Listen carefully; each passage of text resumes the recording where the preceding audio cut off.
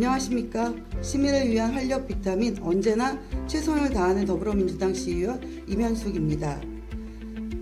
보통 의원 정담에서 1차적으로 다루어진 안건은 그 직후에 열리는 임시회 또는 정례에 상정되는 것이 관례입니다. 먼저 본 의원이 발의하여 지난 3월 25일 의원 정담에서 논의되었던 애양장학기금 설치 및 운영 조례 일부 개정 조례안에 이번 임시회 상정을 일단 보류하기로 하였음을 여러분께 알려드립니다. 의회 민주주의의 대원칙인 토론을 통한 조율과 협상, 그 소중한 가치를 존중하면서 본 의원의 의견과 다른 목소리도 다시 한번 더 신중하게 검토해보기 위한 결정입니다. 본 의원의 개정안에 대한 집행부의 반대 의견, 그리고 존경하는 여러 의원님의 고견을 한 번 더 심사숙고하겠습니다. 좀 더 시간을 두고 보다 신중하게 고려해 보겠습니다. 재검토를 거친 이후 차후 회기 상정 여부를 정하겠습니다.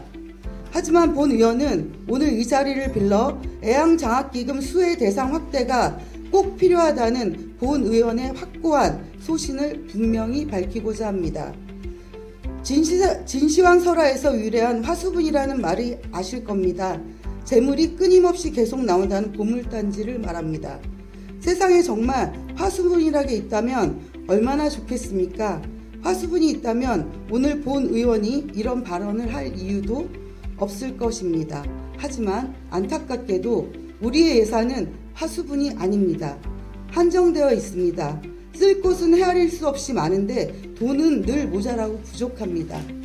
그래서 우리의 행정은 특히나 재정 자립도가 낮고 세수가 적은 우리 동두천의 행정은 어디에 우선적으로 돈을 써야 할지 그 순서를 정하는 것이 그 무엇보다도 중요합니다. 한정된 예산은 미래를 위해 더욱 그리고 우선 필요한 곳에 그리고 시민들이 그 효용에 만족할 곳에 먼저 쓰여야만 합니다. 다들 동의하실 겁니다. 어디에 돈을 먼저 쓸 건지 그 우선순위의 선택에 시의 사활이 걸려 있습니다. 질문을 던지겠습니다. 없는 돈을 털어서 기금을 깨가면서 넓은 땅을 사고 건물을 올리는 것이 먼저입니까? 아니면 당장 한 푼이 아쉬운 우리 학부모들과 학생들을 위해 쓰는 것이 먼저입니까? 어느 것이 더 시급하고 중요한 것인지 생각해 보십시오.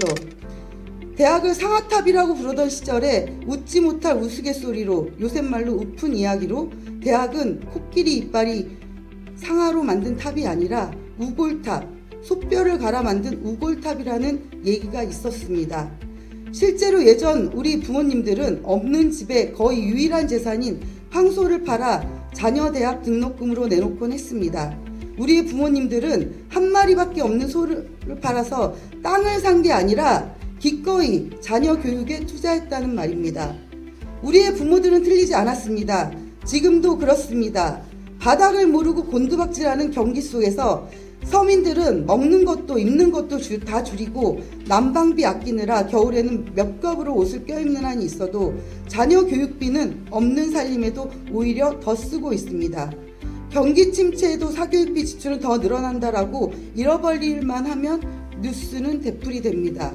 미래를 위한 최고의 설계, 최고의 대비 무엇입니까? 땅 투자? 건물 한 개 더 짓는 거? 아닙니다. 백년지 대계는 바로 교육입니다. 동두천을 떠나는 학부모들에게 물어봤습니다. 왜 다른 도시로 나가느냐? 제일 많은 대답은 자녀 교육 때문이라는 말입니다. 다음으로 다자녀 특례의 경우를 제외하고는 고등학생에게는 장학금을 지급할 수 없다는 집행부의 논리를 반박합니다. 고등학교 과정이 무상교육이라지만 학부모들의 허리는 날이 갈수록 더 휘어지고 있습니다. 국가가 책임져주는 입학금과 수업료, 무상급식과 교복만 가지고서 세상에 어떻게 고교 과정을 마칠 수 있겠습니까? 사교육비를 비롯한 기타 부대 비용이 훨씬 더 큽니다. 대학 등록금 못지 않습니다. 고등학생들을 장학금 대상에서 원천적으로 제외하는 것은 현실을 도외시하는 형식 논리입니다.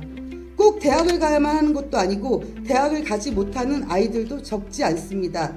다자녀 가구가 아닌 이상 똑같은 세금을 내고서도 대학에 진학하지 않는 아이들과 학부모들은 애양장학금을 신청조차 하지 못하는 것이 합리적이라고 생각하십니까?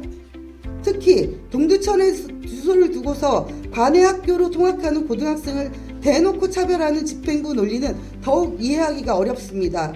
현행 조례상의 주거지원 장학생은 동두천 출신으로서 관내 대학에 진학한 학생에게 연 200만 원의 기숙사비와 월세를 지원하고 있습니다.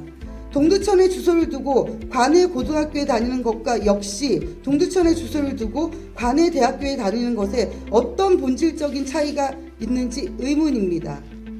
멀쩡히 동두천에 주소를 두고 있으면서 이른 아침 남들보다 더 일찍 일어나 더 먼 거리로 등교하는 고등학생들은 우리 동두천의 아이들이 아니란 말입니까? 관내 고등학교에 다닌다는 이유로 특히나 그 중에서도 관내에는 없는 예체능 학교에 진학하기 때문에 어쩔 수 없이 관내로 힘들게 등교한다는 이유로 시민이 낸 세금으로 조성되고 시가 관리하는 장학금 수혜 대상에서 아예 제외가 된다는 것이 합리적이라고 생각하십니까?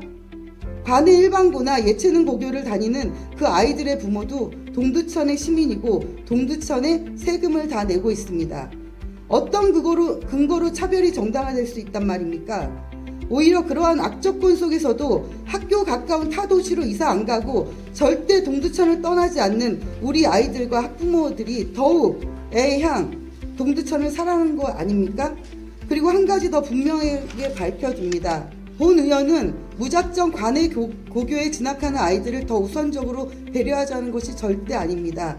다만 그 아이들도 장학금의 수혜 대상이 될 수 있도록 대문을 열어두자는 것입니다. 어차피 구체적으로 어떤 학생들이 장학금을 받는가 하는 것은 심의위원회를 거쳐 집행부가 결정할 사항입니다. 본 의원이 개정한 별도 비고란에서도 선발 시 관내의 비율을 고려하여 위원회에서 선발 인원을 결정하도록 명시했습니다.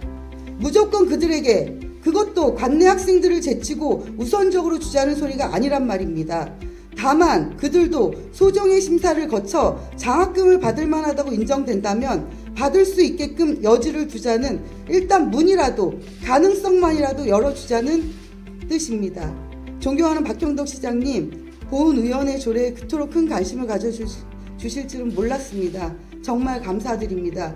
간부의 훈시 말씀에도 직접 언급은 안 되었지만 제 조례가 등장한 것 같더군요. 이렇게 말씀하셨다고 하네요. 조례는 시민의 보편 타당한 권익을 보장하고 불편을 해소하는 데 중점을 둬야 하므로 조례안 수혜 대상이 특정 집단에 한정되지 않는지 면밀히 검토하라. 제가 발의한 조례 개정을 직접 표적으로 삼으시지는 않았다고 믿습니다. 하지만 한간에 유포되는 명예훼손적인 위헌 비어에 대해 단호히 말씀드리겠습니다.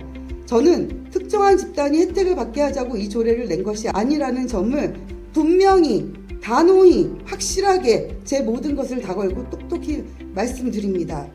이 시간 이후로 그러한 헛소문이 떠돈다면 그 유포자에게는 그에 대한 분명한 법적 책임을 묻겠습니다.